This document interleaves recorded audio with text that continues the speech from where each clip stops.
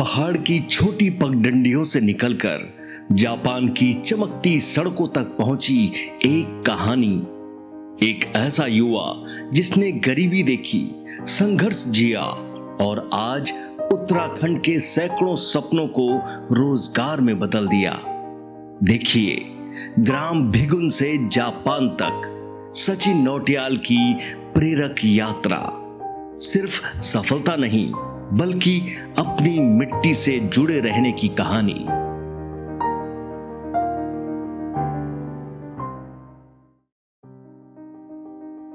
कुछ कहानियां किताबों में नहीं लिखी जाती, वे लिखी जाती हैं हथेलियों की लकीरों पर, पसीने की बूंदों में और उन रास्तों पर जिन पर चलते हुए कई बार पैर भी छिलते हैं और सपने भी।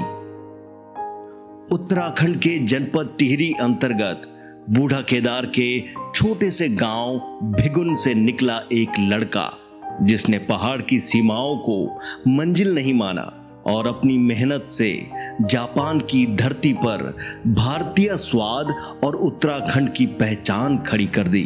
यह कहानी है सचिन नौटियाल की।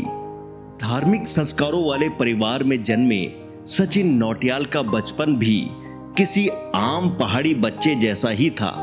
पिता कथावाचक थे, घर में आध्यात्म था, लेकिन बेटे की आंखों में कोई और ही कथा लिखी जा रही थी। दूसरे जहां नौकरी के सपने देखते थे, वहां सचिन लोगों को खिलाने और अपने दम पर कुछ खड़ा करने का सपना देख रहे थे। उन्होंने कम उम्र में गांव में दुकान खोली, मुर्गी पालन शुरू किया, क्योंकि सपने कभी संसाधन नहीं देखते। 12वीं के बाद जब मैं 12वीं की परीक्षा घर से हुआ कि तो आप आगे शिक्षा आगे करो, कॉलेज ज्वाइन करो, तो मुझे पहले बहुत मना किया गया कि नहीं जाना है। तो मैंने एक बहाना बना करके, मेरा दोस्त था गांव का यही और हेमंती नाम से, तो उसको साथ लेके हमने कहा कि हम दिल्ली जाते हैं चाचा जी के पास। तो चाचा जी के पास गए तो चाचा जी ने कहा कि भाई क्या करना है, कि आपकी छुट्टी में आ रहे हो, फिर जाओ वापस।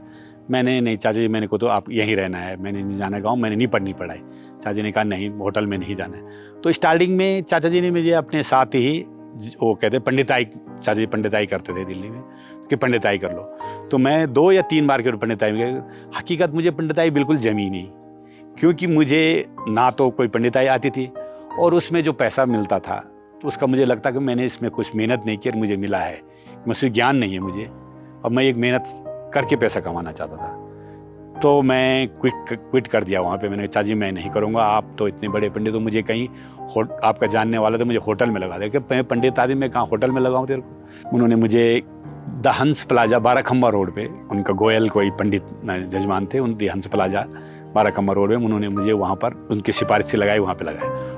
साल 1996, दिल्ली, भीड़, भाग दौड़ और एक पहाड़ी लड़के की जेब में सिर्फ उम्मीद। 12 खम्बा रोड के एक होटल में हेल्पर का काम मिला। कभी बर्तन, कभी सर्विस, कभी इंतजार। लेकिन जिसने पहाड़ की चढ़ाई देखी हो, उसे मंजिल की ऊंचाई नहीं डराती। दिल्ली, पंजाब, हरियाणा, कई जगह काम किया। छोटे पदों से शुरू होकर धीरे धीरे सीनियर शेफ तक पहुंचे। कई रातें भूख से लंबी थी, लेकिन हार से छोटी। 10 रेस्टोरेंट में मैंने लगभग काम किया है। मेरा एक जुनून था कि मैं हर क्षेत्र में थोड़ा लूँ, तो कार्य सीखने की एक रुचि थी। तो स्टार्टिंग में मैंने कहा कि पहले मैं दिल्ली में काम किया, तो फिर मैं वहाँ से पंजाब चले गया, तो कुछ दिन तक फिर लुधियाना में काम किया, चंडीगढ़ चले गया, उस्ताद जी ने कैटरिंग के लिए भेजा था, फिर वहीं कुछ दिन रहा। फिर वहाँ से फकवाड़ा आया, फकवाड़ा से फिर खन्ना में त्रिमूर्ति नाम उससे रेस्टोरेंट की ओपनिंग करवाई, तो वहाँ 1.5 साल के करीब वहाँ रहा। तो ऐसे ही हर जगह पर वो, उसके बाद नकोतर गया, फिर दोबारा फकवाड़ा हैंग्री जैक नाम का रेस्टोरेंट हमने खोला वहाँ पर। काफ़ी उस समय एक ओनर फॉरेन में रह के आया था, उन्होंने मुझे बहुत प्रभावित किया था कि मैं तुझे विदेश ले जाऊँगा।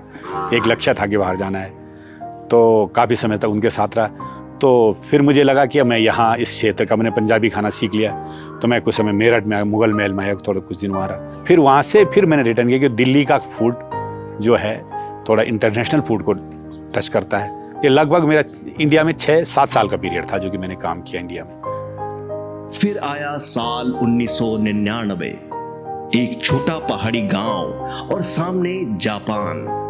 यह सिर्फ देश बदलना नहीं था, यह खुद को दोबारा गढ़ने जैसा था।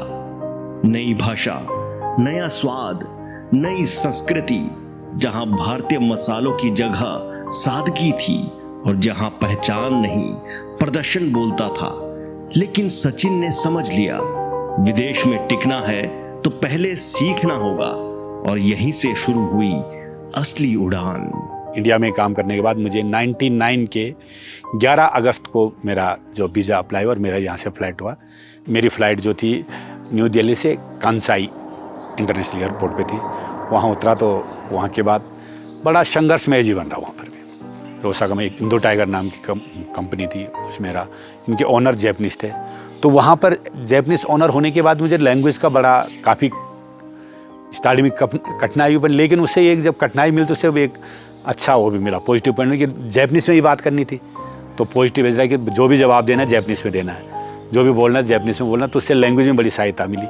और जो दिमाग में एक बहुत सवार था कि मैंने कुछ करना ही है, तो 2005 में मैंने फिर वो जॉब छोड़ दिया। मैंने सोचा कि मुझे खुद अपना काम करना है, जो मुझे परफेक्ट लैंग्वेज आ गई है। वर्षों की मेहनत के बाद उन्होंने अपना रेस्टोरेंट शुरू किया। पहला नाम नहीं चल पाया, दरवाजा बंद हुआ, लेकिन कुछ लोग हार को विराम नहीं अल्प विराम मानते हैं। एक इजिप्ट का दोस्त है, वो एक रेस्टोरेंट चलाते थे। आप इसको चला सकते हैं, तो केवल 6 महीने का पीरियड है, आप इसको स्टार्टिंग कीजिए। हमने कहा कि हम करे को नाम को जापान में अच्छा प्रसिद्ध करें, करे किंग नाम से उसको रेस्ट किया था, चलाया। तो काफ़ी संघर्ष किया, क्योंकि सेल नहीं थी बहुत। इजिप्ट का रेस्टोरेंट था, तो इजिप्ट का तो उसमें लोग इंडियन खाने को उस एरिया में उतना नहीं करते थे। तो हमने लोगों को नान के पीस काट काट के और एक बोल में करी दे के फ्री में खिलाया, आप इंडियन टेस्ट लीजिए, अच्छा है। तो स्टार्टिंग में लोगों ने कहा तो अच्छा यार, ये तो टेस्ट अच्छा है, तो जहाँ पे स्पाइस चला है वो नहीं चला। तो हमने स्टार्टिंग से उसको देखा कि हम लाइट खाना देते हैं, लोगों को खिलाया, तो लोगों को अच्छा लगा। तो जब उस इजिप्ट वाले की 15 मान सेल थी और हम उसको 110 मान तक ले गए थे, अपने टेस्ट से ग्रोथ करके लोगों को खिला के, क्योंकि वो इजिप्ट का लोगों का एग्रीमेंट था, हमें 6 मंथ का था। तो हमने इतनी मेहनत करके वहाँ पे किया था, तो मैंने कहा ये तो बड़ा गलत हो गया, हम 6 महीने तक मेहनत करी, अब तो क्या होगा। फिर वही प्रॉब्लम आई, नाम वाली प्रॉब्लम आई, तो मैंने फिर वहाँ से क्विट किया कि मैं अब दूसरी जगह पर कुछ नया सोचना पड़ेगा। मतलब 2 रेस्टोरेंट फेलियर हो गया था, 2 रेस्टोरेंट। तब मैंने फिर क्या किया कि मैं स्पाइस किंगडम नाम से, स्पाइस का राजा, तो उस कंपनी में मैंने फ्रेंचाइज लिया, उस कंपनी को चलाया। तो कुछ समय तक चलाया, तो फिर उनके साथ भी इतना सीखने को मिला।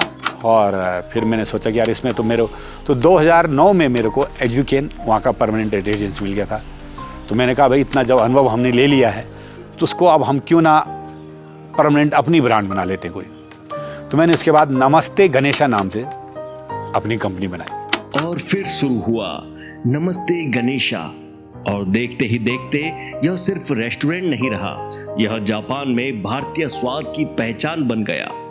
आज 12 से अधिक रेस्टोरेंट, 250 से ज्यादा कर्मचारी और सैकड़ों सपनों की रोजी। तो हमने काफ़ी लोगों को अपने से जोड़ा, काफ़ी लोग अपने मित्र थे, अपने दोस्त थे, होटल वाले थे, जितने रिलेशन वाले थे। तो लगभग मुझे मेरे अपने कंपनी को कहते हैं घनसाली पट्टी, हमारे पास घनसाली की पट्टी के लोग हैं।